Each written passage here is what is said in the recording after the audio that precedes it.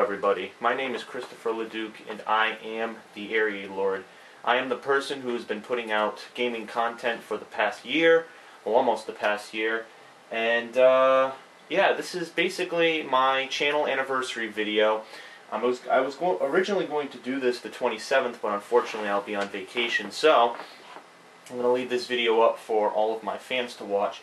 This might be a two-part video because I have a lot of things to cover. Since it's been almost a year now since I opened my YouTube channel, lots of stuff has happened. I've met a lot of people, played a lot of games, done a lot of things. So it's it's worth mentioning all those things. So let's get to it. Let's just dive into the channel and what it was all about. So I'm sure a lot of people want to know because really, to be honest, I don't put a lot of content about myself out there, right? Nobody really knows, anything about me. Like, what do I do in my real life, aside from video games? What do I do outside? Who are the people do I interact with? Do I have a girlfriend? Like, what do I do in, my everyday life? And it's really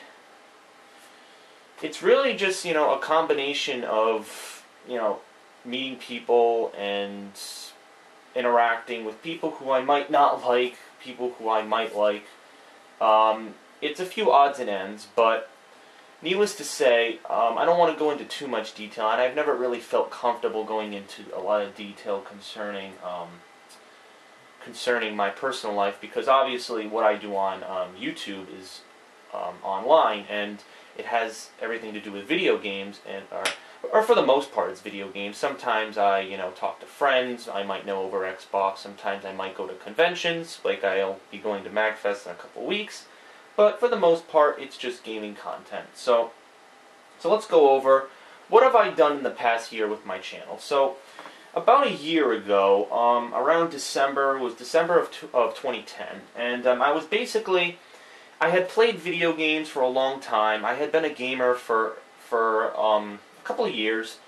I had started gaming in the mid-90s. I was really into the PC gaming.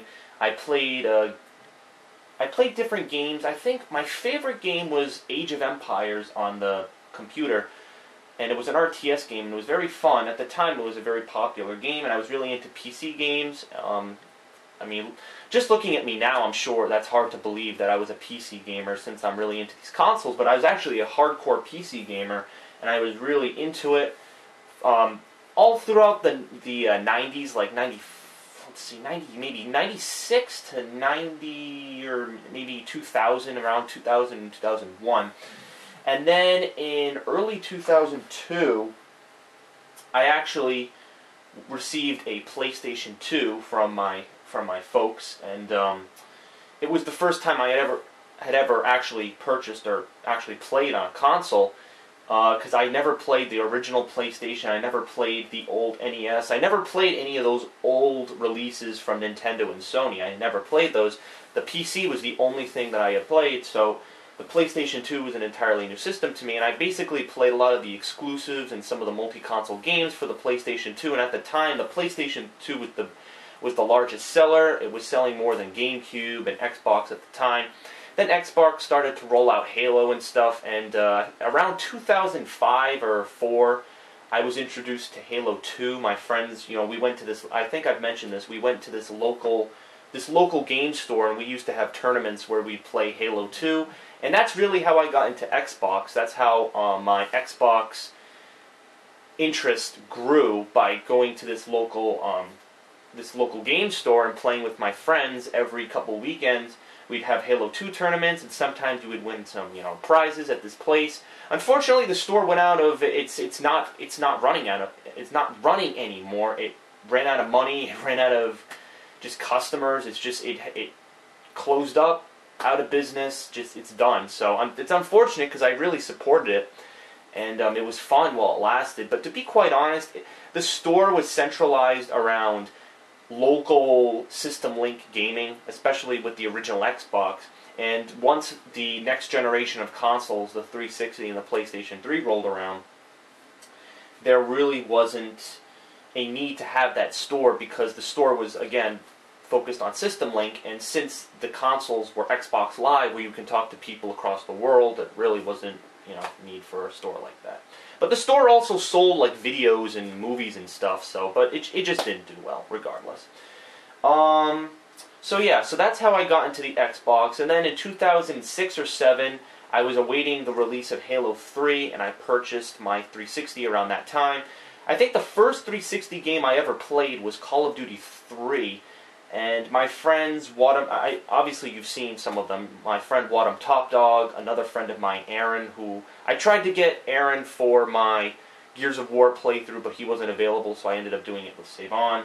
But Aaron and my friend Top Dog they showed me the ropes of the 360 since they were more accustomed to the Xbox. They showed me how it worked. I never played Call of Duty before, so Call of Duty 3 was the first Call of Duty game I played, so they were showing me how that game worked. And then when Halo 3 came out, I played that game like all the freaking time with them. It was so fun. We made, maps. I have so much. Like, I could show you right now, if I still have my copy of Halo 3, the original copy I bought back in 2007, I could always go into my maps and show you all the stuff that I did. But, yeah, we played that game a lot, and I think the only time that I actually broke away from that game was when Call of Duty 4 came out. I think I got Call of Duty 4 in December of 2007, and it was a gift when I turned, I don't even know how the fuck old I turned back in 2007, but I got it as a present in 2007 in December, and I played it a little bit, but I was still hooked on Halo.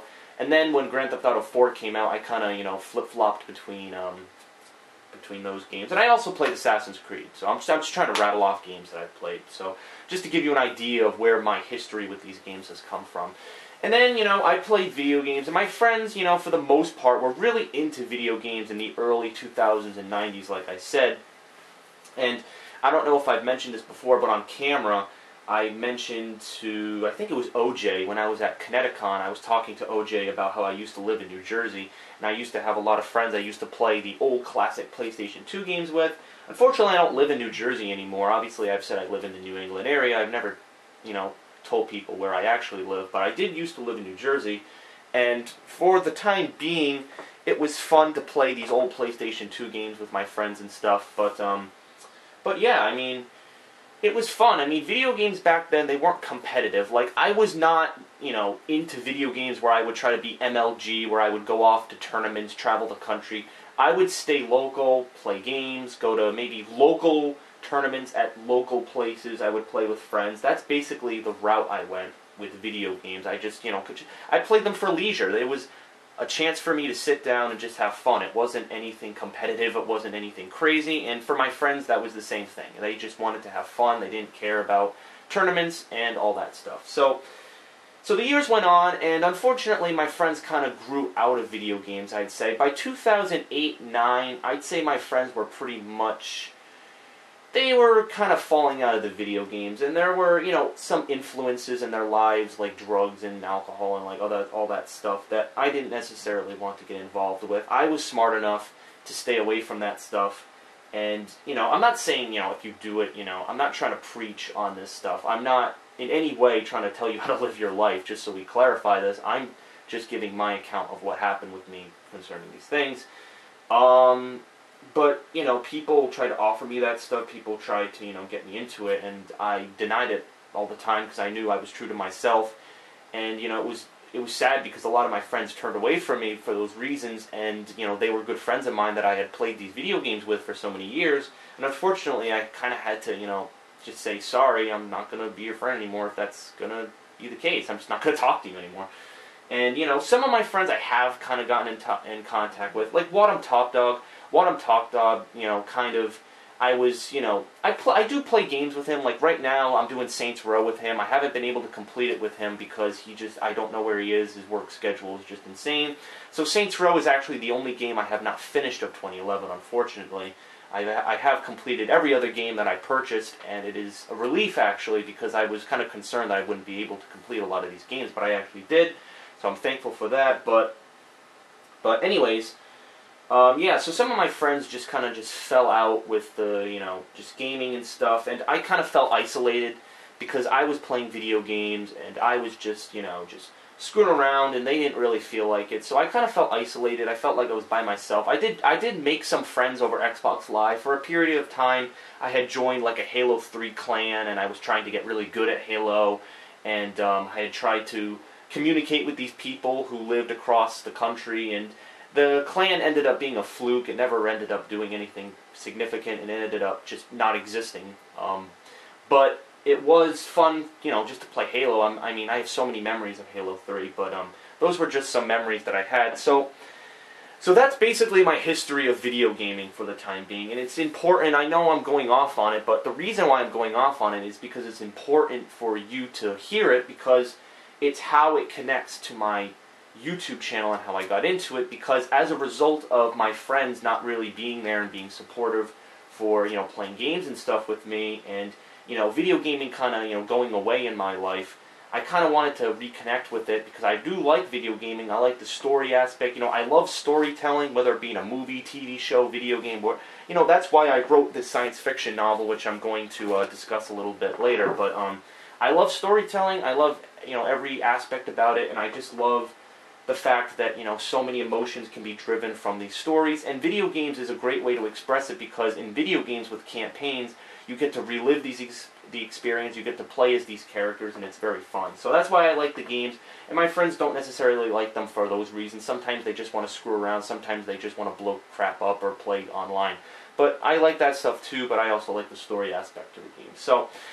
So, you know, in 2010, I played some games. I really didn't play many releases. Like Red Dead Redemption, I played like a little bit of it, and then I traded it in because I didn't really have time to play it at the time. You know, other games like Alan Wake, Mass Effect 2, I did not touch these games at all. I didn't even buy them, just because I don't think I wanted to spend the money at the time, and video gaming, again, was not huge for me at the time. And, you know, my friends were falling out of it, and it just wasn't a focus of mine at the time. You know, early 2010, you know, late 2009, I'd say. And then in, I'd say, let's see, and then late 2010, I was kind of rebuilding myself, and I kind of said, well, you know, I see people on YouTube doing this kind of channel stuff, and I was particularly inspired by a friend of mine who I've mentioned many times on YouTube, The Dark Side to Phil, and I'm sure you guys know who Phil is. He's a major YouTuber. He does gameplays and commentaries. He, you know, as of right now, his full-time job is playing video games and uploading them to YouTube, so he gets money through the Machinima Partnership Program on YouTube, and the only reason he does this is because he got laid off from his full-time job in late September of 2010. And I completely understand. It's amazing that he was able to turn something that's a hobby into a job. I don't ever think that's going to happen for me. You know, I obviously, you know, my channel is not large by any means compared to other people, and I have plans of doing, you know, things in the future that really don't concern video gaming, but video gaming will always be a part of me, and this channel is very fun to do, but I really don't think that something like that would be my full-time job. But my friend Phil, I had been his fan. I know I'm jumping around here, by the way, but just bear with me. My friend Phil, I had been a fan of his since 2008. Late 2008, I was playing Fallout 3, and I wanted to know how to, you know, what were the secret endings of the game, and I searched it on YouTube, and I found his videos that were, you know, the camera was off angle and stuff, and it was horrible quality, but I followed his videos, I followed his commentary, you know, all the stuff about him since 2008. I was a fan of his content, and then in late 2010, I kind of got in contact with him. I made these, I'm sure if you are a fan from early on in my channel, you'll know I made remixes for him, I made all this other stuff for him, I made a lot of cool things for him. And they were just remixes, songs, contests. There was the fan appreciation matches, and it was all an opportunity. It was all me trying to connect with somebody who shares a similar interest, because I think, again, this connects to my friends. Since my friends were kind of falling out of the video games, someone like Phil, I saw, you know, had a very similar attitude towards life and just video games and the world, and I was inspired. I was like, wow, there's actually someone out there who has similar, you know, common sense. You know, I know it's a it's a term that a lot of people use, but, you know, it's true. You know, people who have common sense are truly the people I like to get to know. And since Phil has so much common sense, you know, it just made sense for me to, you know, pursue his friendship. And I did it through the remixes, the fan appreciation. And then I met him at Kineticon 2011, and we talked on the side a lot, you know, off camera. And I was able to get in contact with him, you know, talk a little bit about, you know, his life, what's been going on with him. Then I met him again at New York Comic Con, and he kind of, you know, he promoted me on his page by putting me in the other channel section. We played some co-op. We did the Resurrection map pack for Call of Duty, and we also did the Uncharted 3 co-op, the adventure mode. So those are the 2 co-op playthroughs that we've done. And it's been really fun. I mean, I've enjoyed playing with him, you know, despite the fact that I, you know, get numerous haters out of, you know, being on his gameplay, because so many people are freaking jealous that I get to play with him and they don't.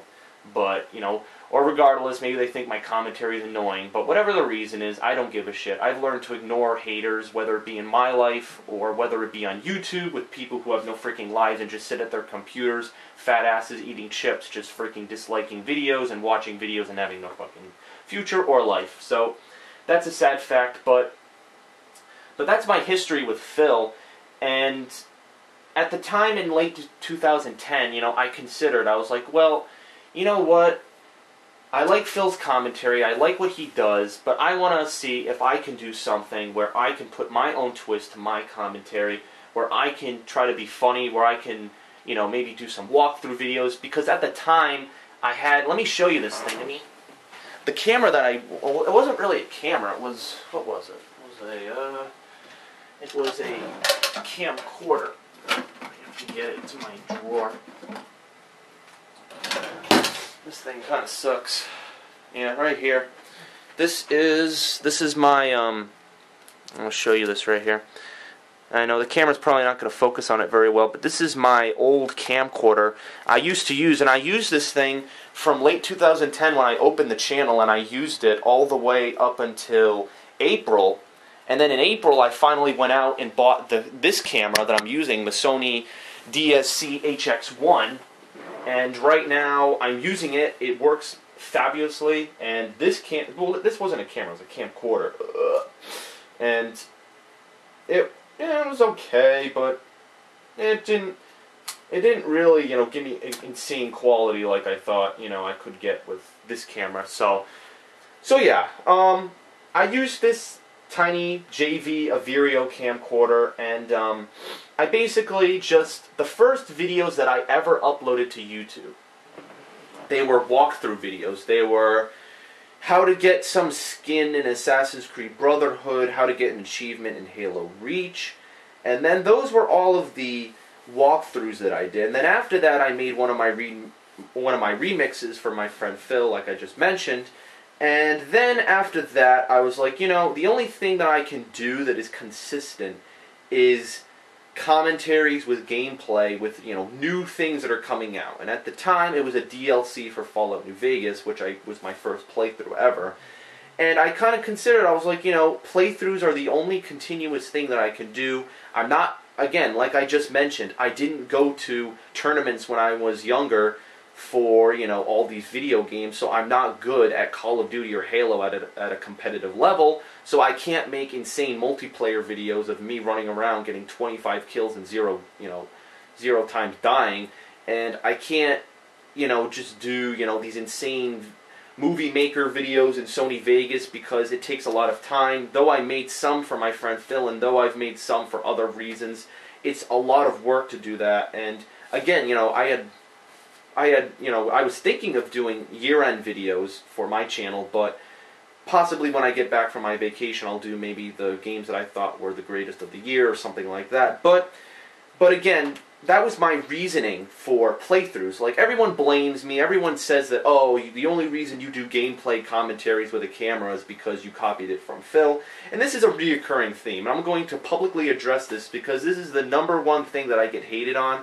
by people. People make the automatic assumption that just because I'm doing live gameplay commentaries with a camera on a tripod shooting at my HD plasma screen TV, they automatically think that I'm trying to copy Phil, that I'm trying to take his commentary. They think my voice sounds like his, and people make a stink every time they go to my videos, and that might be the source of some of my videos that get, you know, hate commentary and all sorts of, you know, just utter garbage just on my freaking videos and on my channel. And I'm going to address it now because it needs to be addressed. And honestly, like I just said, I'm a fan of Phil's, okay? I've been following the guy since 2008, and in 2011, I've gotten to know him really well. And we know each other, we know our histories, and well, we know each other's histories, and we're trying to promote each other, both with Phil's series, my book. We're trying to help each other out because we both see that we have great content, and we're both people who have morals and good values in our lives. But despite that, people think that I'm trying to copy him, despite the fact that I might be a friend and a fan of his, because I know in some videos Phil will call me a fan, and everyone's like, oh, he didn't call you a friend. Well, I was a fan before I was a friend of his, alright? Just to clarify that, alright? I didn't go from being just this, you know, really good friend with his from fucking high school or college. I don't know the guy. I only found out about him through YouTube. And it makes sense because I was a fan of his first, so it makes sense to call me a fan before a friend. So, you know, over time it'll, you know, I'll be more of a friend. So, again, people just coming in their pants for no reason. But everything I do, I don't script it, I don't copy it, I do it just run and gun. Like right now, what I'm saying to you right now, I don't have a script, I didn't think about it, I didn't plan in any way, shape, or form for this video. This is improv, this is just me talking. There's no script, there's nothing planned from the start. I'm just doing this off the top of my head. Sometimes you'll get moments where I'll, you know, forget words or something, but for the most part, I make solid channel updates, I make solid videos for you guys, and I do really good content for you guys, I think, as a whole. And some people might say, oh, well, some of your videos have bad quality, some videos, again, are copying Phil in terms of his commentary. And, you know, sometimes I'll admit, sometimes I'll be playing a game and I might use a term that Phil uses or a term that someone remixed in a video, maybe because it's stuck in my head from watching his content over the years. And I don't watch much of his content, by the way. I only watch like a couple of videos here and there. I do know a lot about him, though, but I've only watched a couple of his videos because again, I have stuff going on in my life. I can't sit at my computer 24/7 watching hundreds of his videos, So that's my take on it, okay? My commentary is mine and mine alone, okay? I do this on my own time. I have my own schedule. I have my own games, my own camera, TV, systems, my own PlayStation 3 and 360 that are right below my TV. You can't see it on the camera, but that's where they are. And that's really where I'm coming from with this. My commentary is improv. I'm not stealing it from anybody. When I see something funny in a game, when I see something that's stupid in a game, I speak up about it and I do it the best I can. And people think, you know, am I trying to rival Phil? Am I trying to compete with him? No, I'm not trying to compete with him. Phil and I are promoting each other on our channels. And I want people to go to Phil's channel. When a new subscriber subscribes to my channel, I don't want that person to just subscribe to my channel. I want that person to subscribe to my channel and Phil's channel because we complete the whole package. Alright, we both have great views on the gaming industry, and sometimes we have contradictory views. So if you want to know what game is good, what game is not so good, maybe you can watch both of our, you know, verdicts on certain games, because we both have very different opinions and tastes in video games, and we have different histories in video games. Phil has been an avid Street Fighter fan for most of his life. I don't like Street Fighter. I've never played it. I never heard of it. And I tried it once, and I thought it was horrible. So I'm not a fan of Street Fighter. That's one difference. So, you know, we're not the same. We're two totally different people with two totally different, you know, histories concerning video games and our personal lives. So I think it's stupid. I think it's wrong to compare us. And I've mentioned this a little bit in the past about how people think I'm the DSP reincarnate, the younger version of DSP, DSP Jr., whatever the hell you want to call me related to him.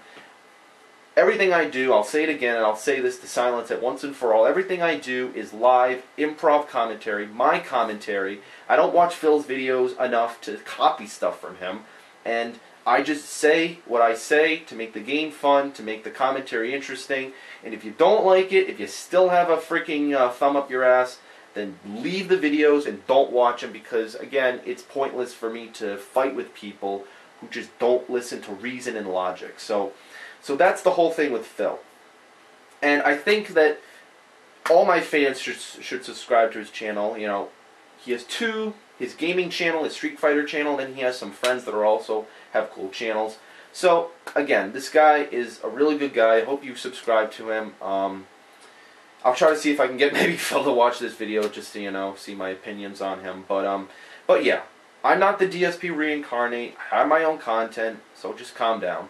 And now I'm disconnected from Xbox Live because my internet is a piece of shit. So yes, I figured out my internet's a piece of shit. That's why some of my content has been having trouble uploading over the past couple of days. So I'm going to split the video right now, and when we come back, we're going to talk about my novel. We're going to talk about some other things concerning my personal life, and then we're going to have a special reveal. So stay tuned. I know this video is 25 minutes, but this video is going to be left up while I'm on vacation, so please, I urge you to watch this video. It is very important. I'll put it in the description, so please try as best you can, and stay tuned for the next couple of videos because they're going to be important.